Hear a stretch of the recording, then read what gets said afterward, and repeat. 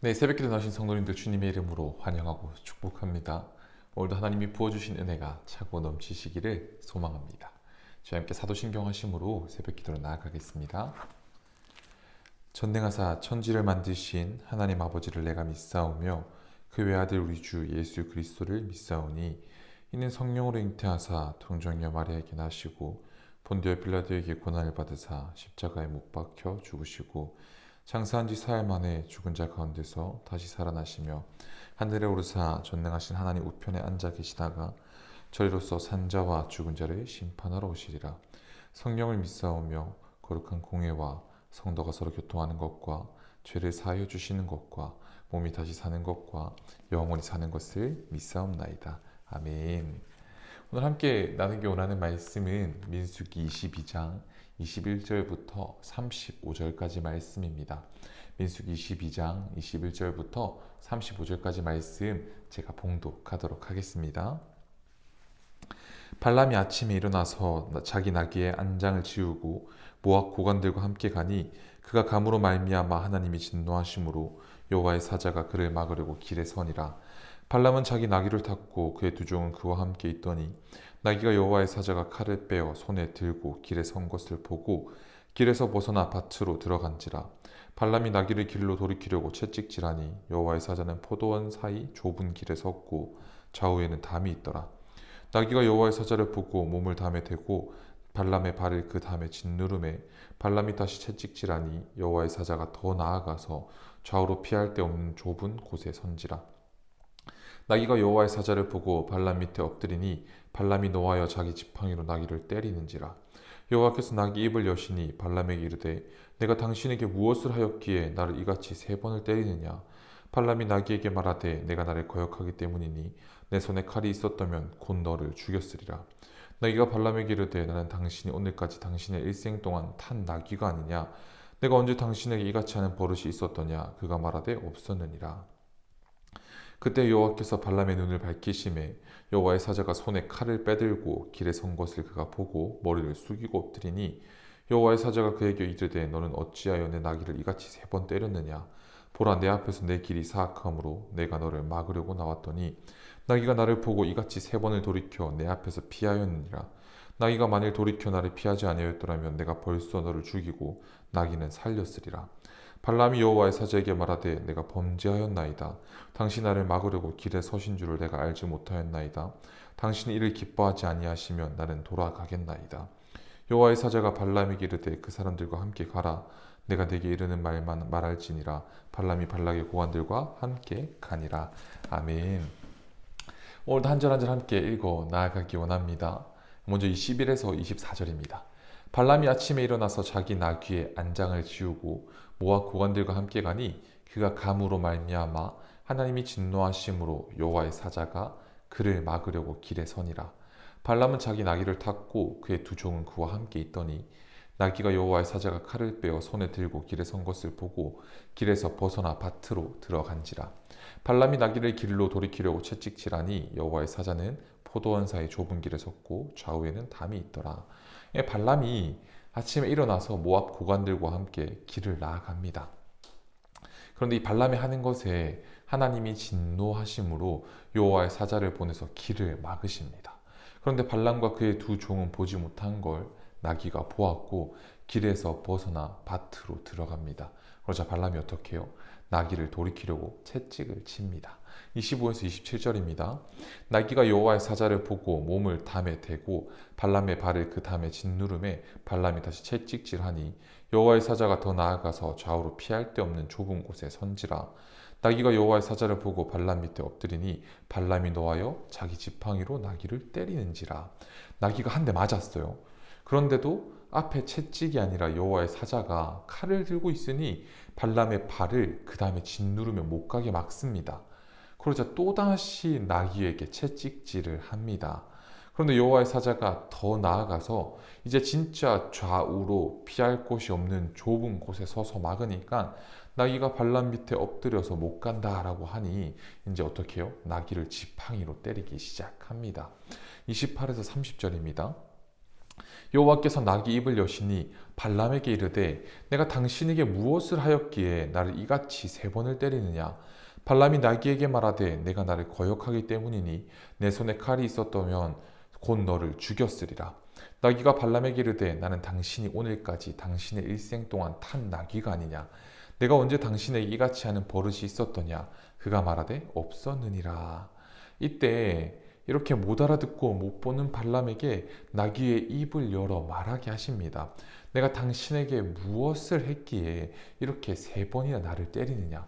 내가 평생 당신의 나귀로 있으며 내가 당신의 말을 거역한 적이 있느냐라고 말하게 하십니다. 발람이 이때에도 분에 차서 나를 거역한 나귀를 칼만 있으면 죽였다라고 말하지만 이 나귀는 내가 평생 당신에게 헌신하였음을 이야기합니다. 그때 31에서 33절입니다.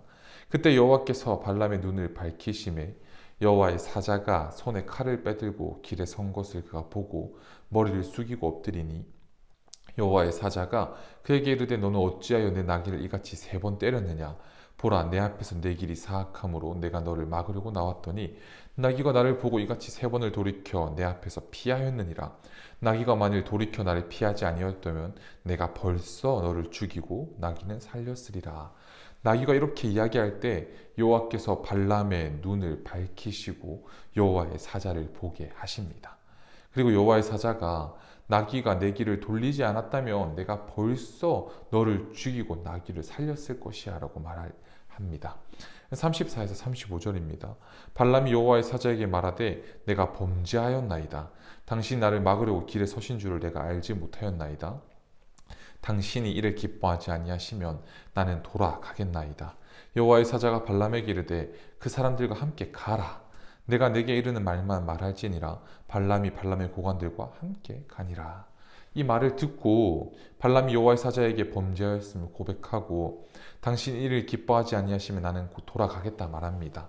이 고백을 들은 여호와의 사자는 발람에게 내게 이르는 말만 할 것을 명하며 발람이 발락의 고관들과 가는 것을 허락해 주며 오늘 말씀은 끝이 납니다. 오늘 말씀을 가지고 두 가지만 함께 나누어 보기 원합니다. 첫 번째는 나귀보다 못함입니다. 발람이 이제 어제 말씀에도 보았듯이요.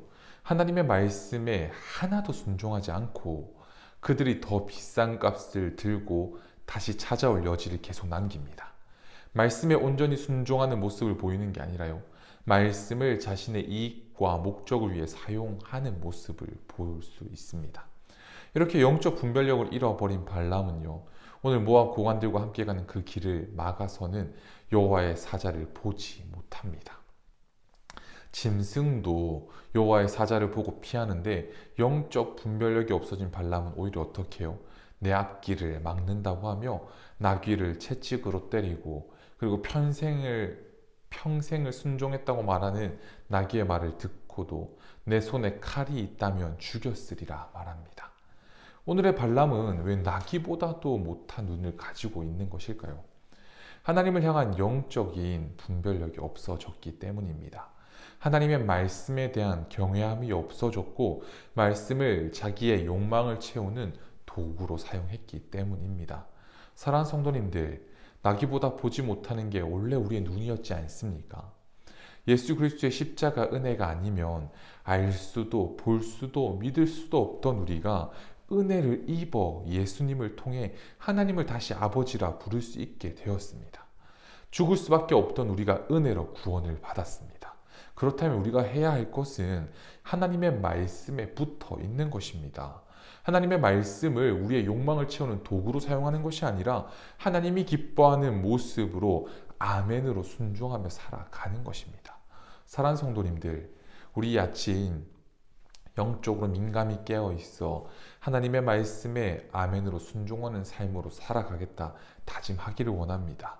하나님의 말씀을 내 목적을 위해 사용하는 자가 아니라 하나님의 말씀을 붙들고 하나님께 영광 되어지는 자 되시기를 주님의 이름으로 축복합니다. 두 번째는 떠보기 금지입니다. 34절에 보시면요, 발람이 이렇게 말합니다. 발람이 여호와의 사자에게 말하되 내가 범죄하였나이다. 당신이 나를 막으려고 길에 서신 줄을 내가 알지 못하였나이다. 이까지 좋습니다.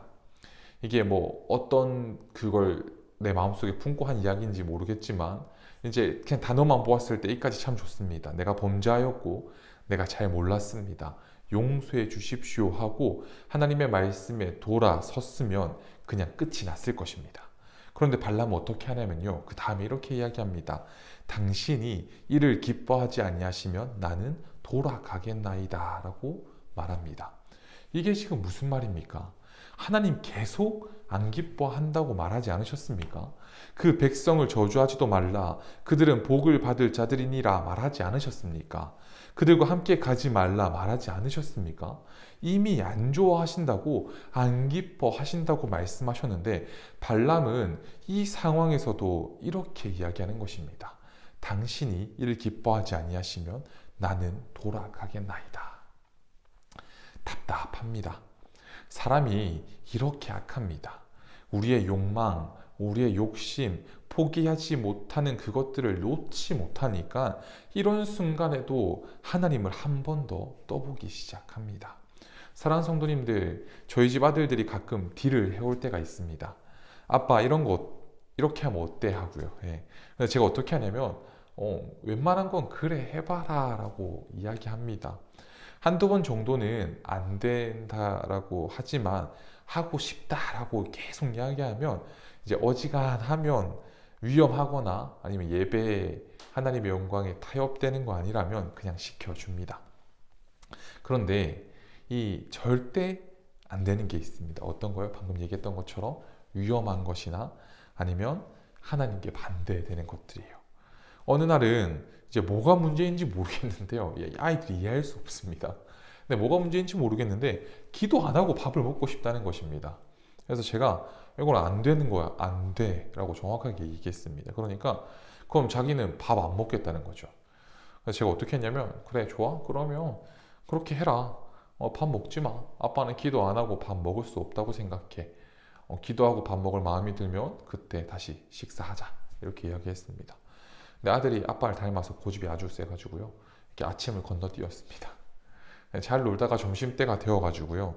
이제 아들 점심에도 기도 안 할 거냐라고 했더니 아들이 서름이 북박 쳐서 울면서 이제 밥 기도하고 밥 먹을 거야 이렇게 얘기를 하더라고요. 우는 아들을 보니까 얼마나 가슴 아프던지요. 그런데요. 부모가 아들에게 해줄 수 있는 것과 없는 것이 있더라고요. 안 되는 건 안 되는 것입니다.